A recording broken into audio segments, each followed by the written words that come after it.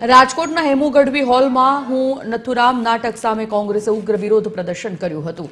નાટક શરૂ થતા પૂર્વે જ કોંગ્રેસના કાર્યકરોએ નાટકના સેટમાં તોડફોડ કરીને ધમાલ મચાવી હતી। આ દરમિયાન કાર્યકરો અને પોલીસ વચ્ચે ઉગ્ર ઝપાઝપીના દ્રશ્યો સર્જાયા હતા।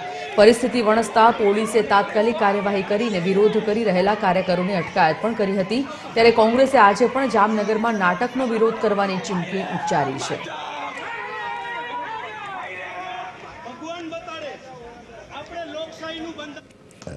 आज नाटक कंपनी द्वारा फरी आज जामनगर અને આવતીકાલે અમદાવાદમાં પણ આ પ્રકારના નાટકો છે। ત્યારે હું આ પ્રેસ મીડિયાના માધ્યમથી હું આપને કહેવા માંગુ છું કે અમે બે વિચારધારામાં માનનારા લોકો છે, આજની યુવા પેઢી છે।